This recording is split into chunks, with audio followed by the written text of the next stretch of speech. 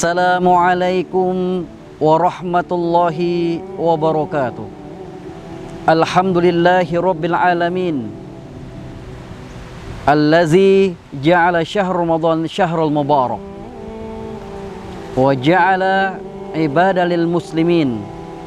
Ashhadu an la ilaha illallah wa ashhadu anna Muhammadan abduhu wa rasuluhu.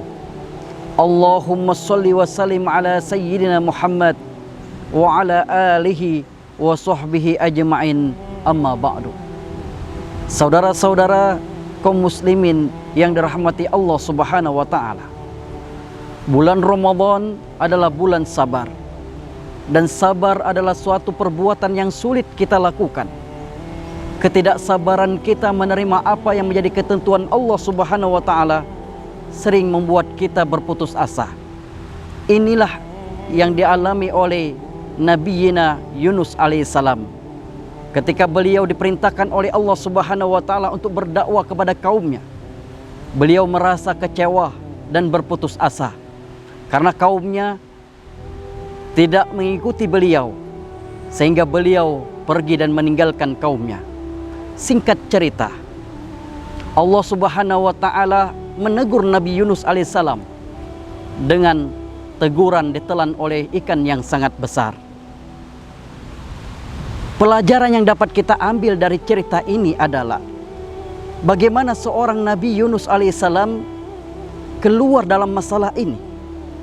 Bagaimana seorang Nabi Yunus alaihissalam bisa keluar dari perut ikan. Di dalam Al-Quran Allah katakan, "Falaula annahu kana minal musabbihin lalabisa fi batnihi ila yaumi yub'atsun." Yang pertama yang dilakukan oleh Nabi Yunus adalah dengan banyak mengingat Allah. Kalaulah seorang Nabi Yunus tidak banyak mengingat Allah, maka dia akan tinggal dalam perut ikan itu sampai waktu yang telah ditentukan.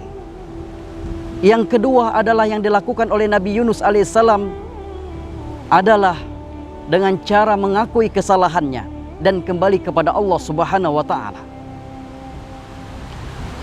Ketika Nabi Yunus merasa bersalah atas tindakannya, meninggalkan kaumnya dan pergi, maka dia mengakui kesalahan itu, kemudian berdoa kepada Allah, "La ilaha illa anta subhanaka inni kuntu minaz zalimin." Tiada Tuhan kecuali Engkau ya Allah, Maha suci Engkau ya Allah, sesungguhnya saya termasuk orang-orang yang zalim.